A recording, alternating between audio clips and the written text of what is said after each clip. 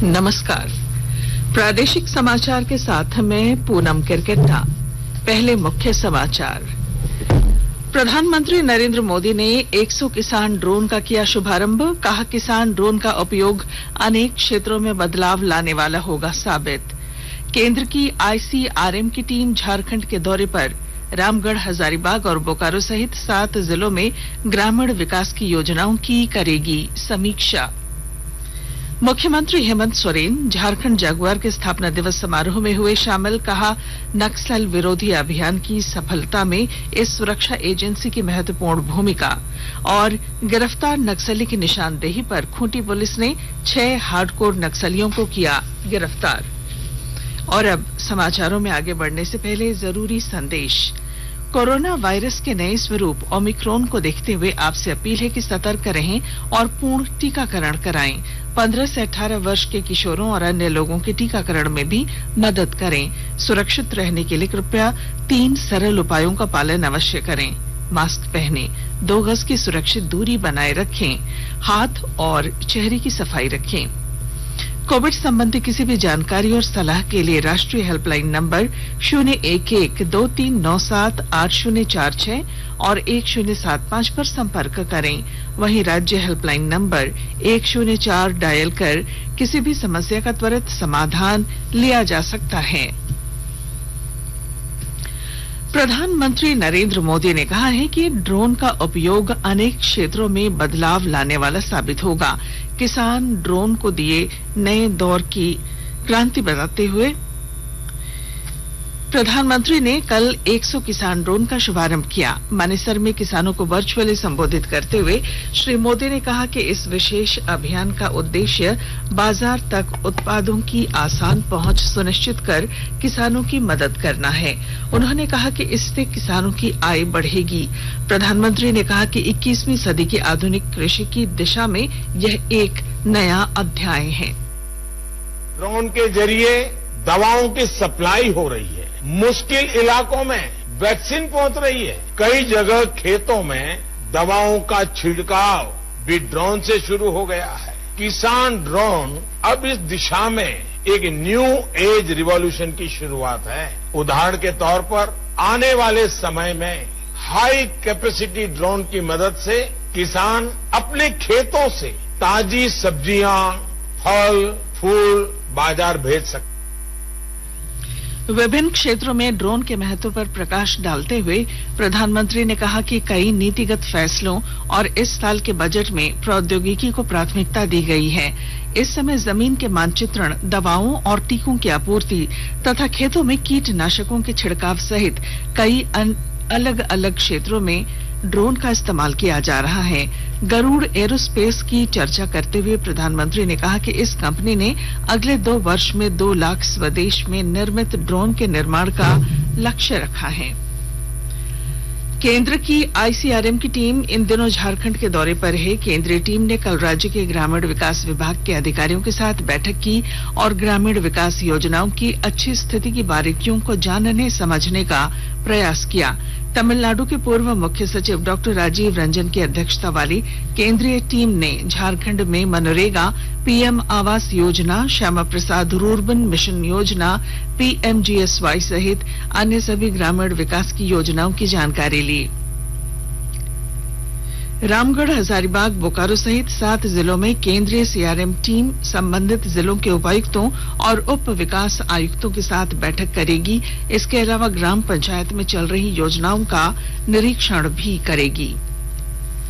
Jharkhand Jaguar police आज अपना 14वां स्थापना दिवस मना रही है। मुख्यमंत्री हेमंत सोरेन स्थापना समारोह में मुख्य अतिथि के तौर पर शामिल हुए। मुख्यमंत्री ने परेड की सलामी ली। पुलिस महानिदेशक नीरज सिन्हा और कई अधिकारी भी इस अवसर पर मौजूद थे। राज्य सरकार ने बोकारो और धनबाद जिले की क्षेत्रीय भाषा की सूची से भोजपुरी और मगही भाषा को हटा दिया है। कार्मिक, प्रशासनिक और राजभाषा विभाग ने इस संबंध में अधिसूचना जारी की है। नई सूची में रांची जिले में कुड़ुख, खड़िया, मुंडारी, हो, संथाली को जनजातीय भाषा में शामिल किया गया है, जबकि नागपुरी, पंचपरगनिया, उर्दू, कुरमाली और बांग्ला क्षेत्रीय भाषा में शामिल है। सूची में धनबाद जिले में जनजातीय भाषा के अंतर्गत संथाली को रखा गया है, जबकि नागपुरी, खोरठा, कुरमाली उर्दू और बांग्ला क्षेत्रीय भाषा में सम्मिलित हैं।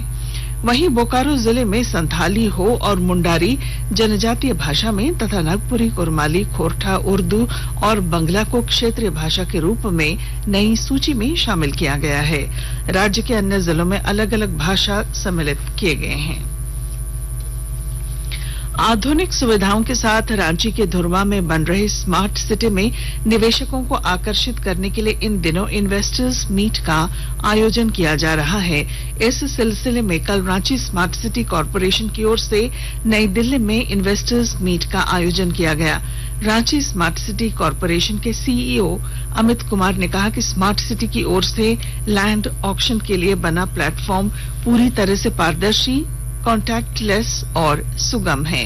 उन्होंने ये भी कहा कि सरकार और मुख्यमंत्री हेमंत सोरेन खुद निवेशकों को लेकर बेहद ही संवेदनशील, सजग और सकारात्मक हैं। इसलिए दिल्ली के निवेशकों को रांची में निवेश को लेकर अपनी तत्परता दिखानी चाहिए। कार्यक्रम में रांची के नगर आयुक्त मुकेश कुमार ने भी दिल्ली के निवेशकों से रांची आकर स्मार्ट सिटी को नजदीक से जानकर यहां निवेश की अपील की।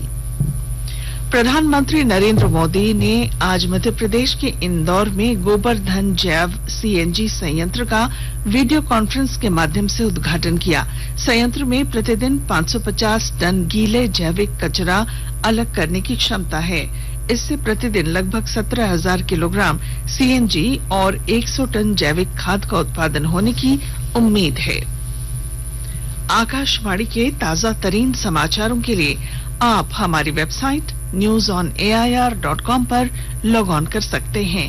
ताजा समाचार Twitter handle @AIR News Alerts और Facebook page all India radio news पर भी उपलब्ध है। आप प्रादेशिक समाचार एकांश के ट्विटर हैंडल @AIR News_Ranchi और फेसबुक, इंस्टाग्राम पेज तथा YouTube channel AIR News Ranchi पर भी हमारे बुलेटिन सुन सकते हैं। प्रादेशिक समाचार आप आकाशवाणी रांची से सुन रहे हैं और अब पेश हैं कोरोना से बचाव के कुछ संदेश।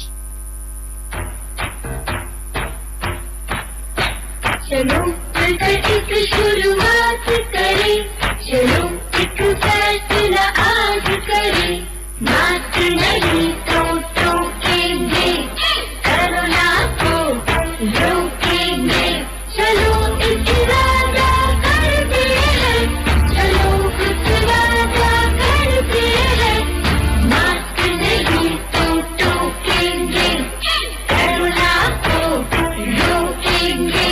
भारत सरकार द्वारा जनहित में जारी। कोविड-19 से बचाव और सुरक्षित रहने के 3 उपाय। मास्क लगाएं, 2 गज दूरी है जरूरी, सुरक्षित दूरी रखें, हाथ और मुंह साफ रखें। प्रादेशिक समाचार में आपका फिर स्वागत है। खूंटी जिले में गिरफ्तार नक्सली की निशानदेही पर पुलिस ने 6 हार्डकोर नक्सलियों को गिरफ्तार किया है। एसपी आशुतोष शेखर ने बताया कि पीएलएफआई के कुछ नक्सली रानिया थाना क्षेत्र के हालोम से जोजोबीर जाने वाली सड़क पर हथियारों से लैस होकर किसी बड़ी घटना को अंजाम देने के लिए जमा हुए थे।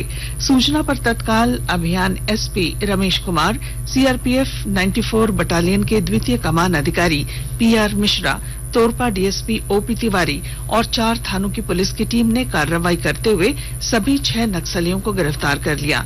गिरफ्तार नक्सलियों से 1 देसी कट्टा, 4 जिंदा गोलियां, 5,000 रुपए नकद, नक्सली पर्चे, 14 mobile phone, 1 walkie talkie, 1 motorcycle, 2 पिट्ठू बैग और दैनिक उपयोग की सामग्री बरामद की गई। केंद्र सरकार ने राष्ट्रीय उच्चतर शिक्षा अभियान रूसा को 31 मार्च 2026 तक जारी रखने का अनुमोदन किया है। इस प्रस्ताव पर 12,929 करोड़ रुपए खर्च होंगे।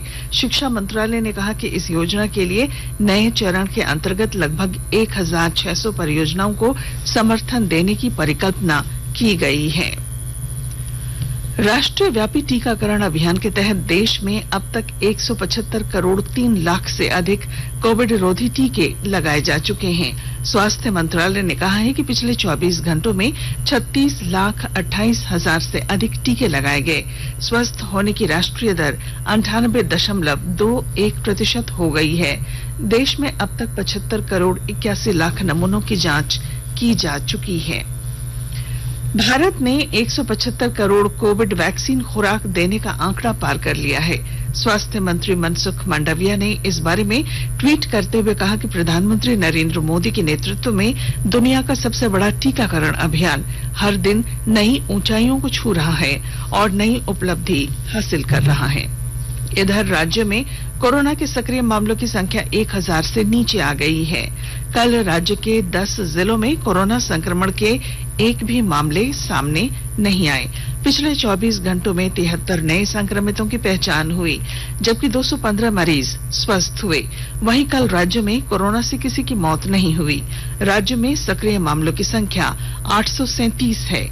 झारखंड में कोरोना से स्वस्थ होने की दर 98.58% है।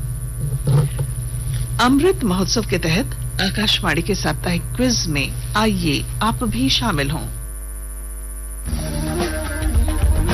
आजादी के 75 वर्षों का पर्व अमृत महोत्सव प्रत्येक बुधवार शाम 7 बजे प्रसारित होने वाले प्रादेशिक समाचार के दौरान पूछे गए प्रश्न का सही उत्तर देने वाले एक प्रतिभागी इनाम का हकदार होगा। इसके लिए सुनते रहें आकाशवाणी रांची का प्रसारण।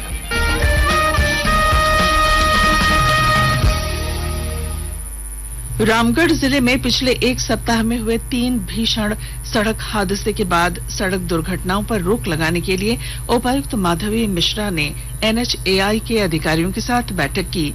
उन्होंने रामगढ़ के पटेल चौक के पास चल रहे निर्माण कार्य की जानकारी ली और अधिकारियों को सड़क सुरक्षा के दृष्टिकोण से सड़क पर पर्याप्त लाइट, रिफ्लेक्टर स्थापित करने, डायवर्जन और सड़क के चौड़ीकरण, स्पीड लिमिट साइन बोर्ड लगाने के संबंध में कई निर्देश दिए।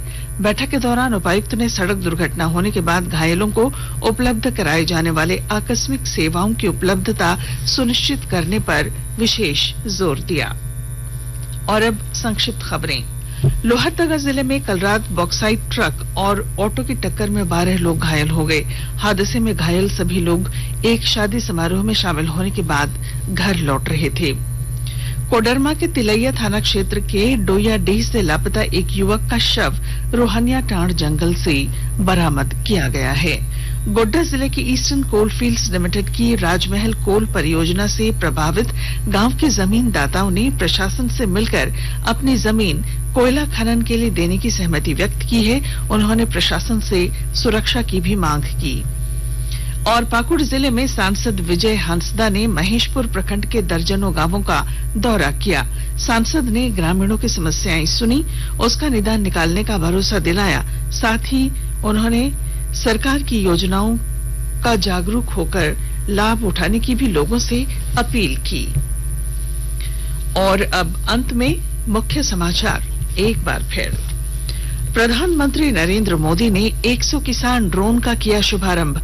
कहा, किसान ड्रोन का उपयोग अनेक क्षेत्रों में बदलाव लाने वाला होगा साबित। केंद्र की ICRM की टीम झारखंड के दौरे पर रामगढ़, हजारीबाग और बोकारो सहित 7 जिलों में ग्रामीण विकास की योजनाओं की करेगी समीक्षा।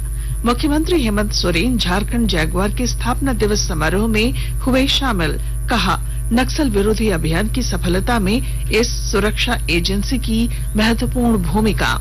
और गिरफ्तार नक्सली की निशानदेही पर खूंटी में पुलिस ने 6 हार्डकोर नक्सलियों को किया गिरफ्तार।